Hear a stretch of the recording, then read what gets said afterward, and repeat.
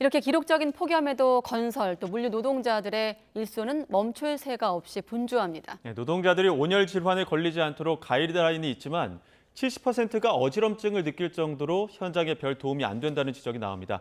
사회부 사건팀 윤성훈 기자에게 자세한 이야기 들어보겠습니다. 어서 오십시오. 안녕하십니까. 네, 폭염 속 불필요한 극한 노동에 내몰렸던 아파트 경비 노동자 이야기 이틀 전에 보도를 했는데 먼저 이 내용부터 한번 정리를 해주시죠.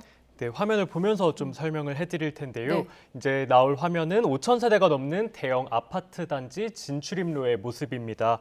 보시면은 경비원이 주차 방문증 발급기 뒤에 서서 연신 부채질을 하는 모습을 보실 수 있습니다. 경비원은 차량이 오면 일일이 방문증을 수기로 끊어주는 모습입니다. 네. 취재 당시 체감 온도가 31도에 달했던 만큼 경비원들이 더운지 계속 부채질을 하는 모습입니다.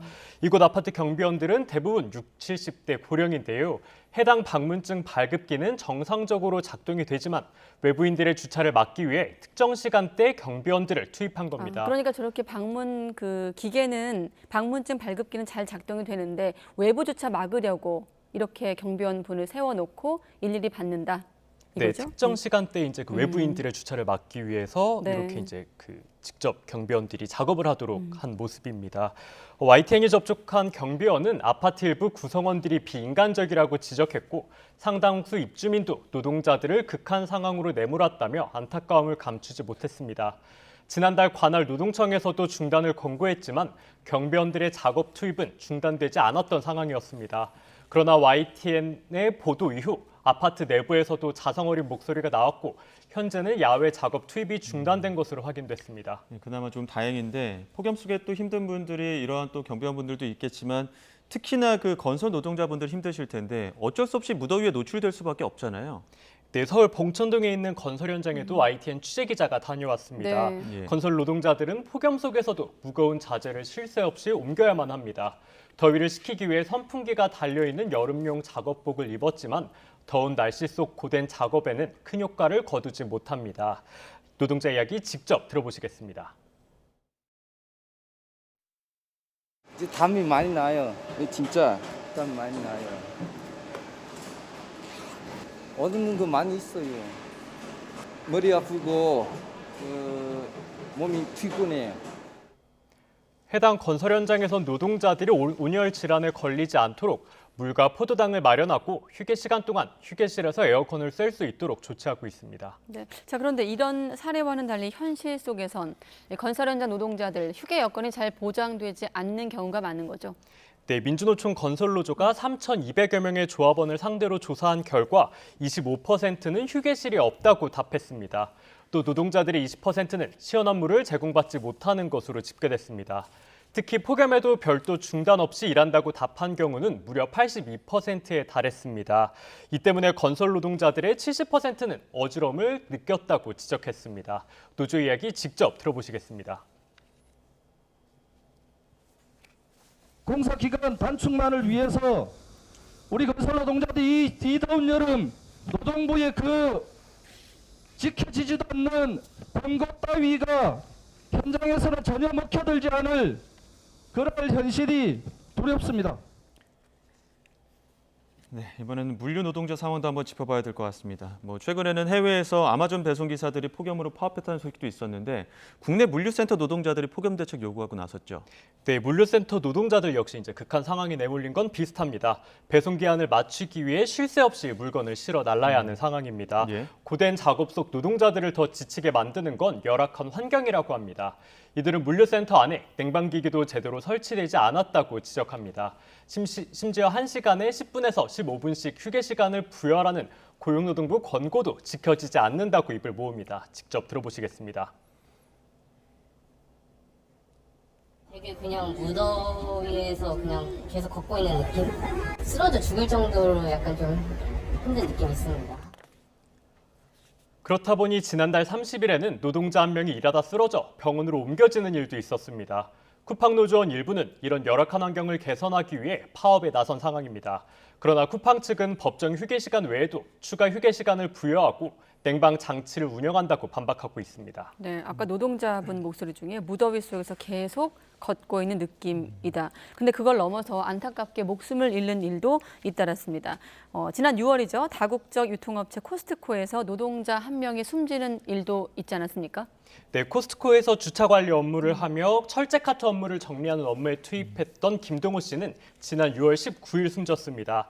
사인은 폐색 전증과 온열에 따른 과도한 탈수입니다. 김 씨는 철제 카트를 옮기는 일을 했는데요. 김 씨가 숨지기 이틀 전엔 43,000보, 사망 전날엔 36,000보, 사망 당일엔 29,000보를 걸었던 것으로 건강관리 앱에 기록됐습니다. 잠시만 화면 두시고요. 지금 건강 앱 기록이거든요. 자, 폭염 속 여러 가지 좀 메시지가 있는 화면이기 때문에 폭염 속 고인의 하루가 어땠을지 그리고 고인이 얼마나 사망 직전까지 지쳐갔을지를 보여주는 건강관리 앱인데 과연 고인이 이 앱을 볼 시간조차 있었을까 이런 생각도 듭니다. 네.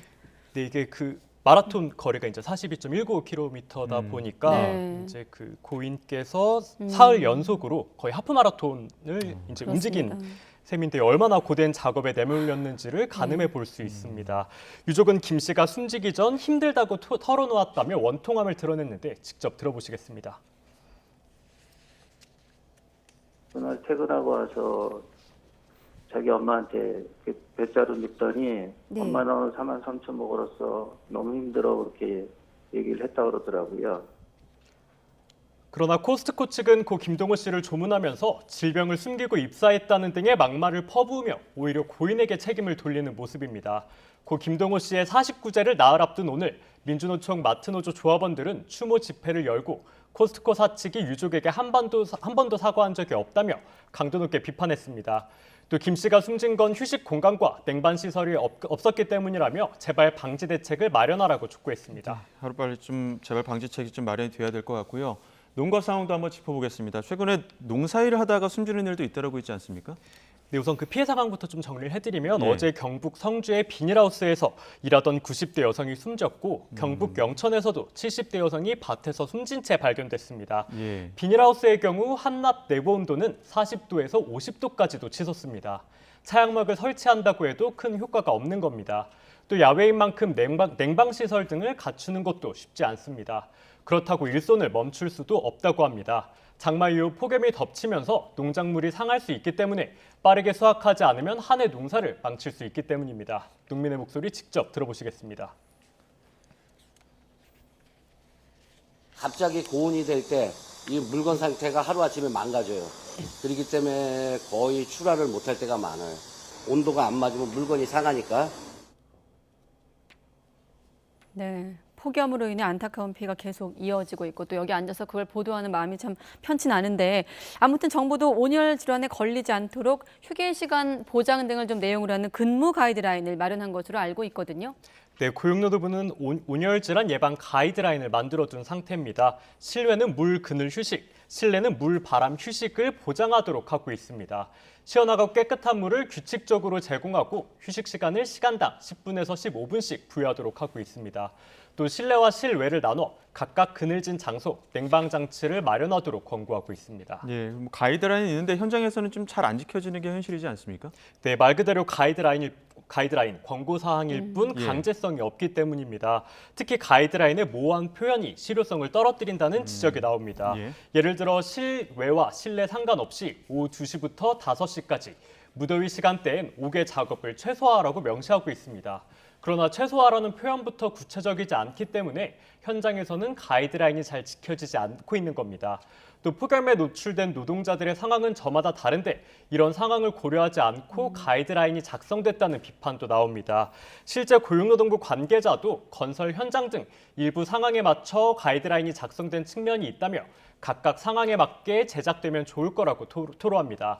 다만 현실적으로는 각각의 현장의 상황에 맞춰 일일이 가이드라인을 작성하는 데는 한계가 있다고 말했습니다. 네, 그런 환경, 그런 제도가 바뀌고 난 다음 질문이 의미가 있겠습니다만 그래도 아직까지 현실적으로 개인이 좀 챙겨야 한다면 노동자들이 어떤 부분을 좀 유의하고 챙겨야 되는 겁니까?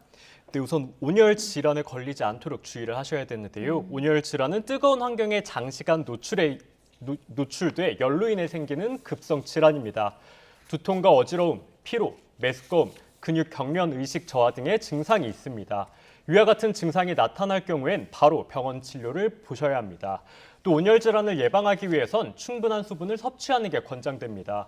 또 어두운 복장보다는 밝은 색의 옷이 좋고 모자 등을 이용해 쬐는 햇빛을 피하는 게 좋습니다.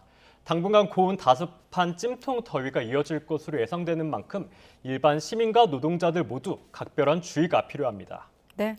폭염에 내몰린 노동자들 현장을 집중 취재했습니다. 사회부 윤성훈 기자였습니다. 수고했습니다.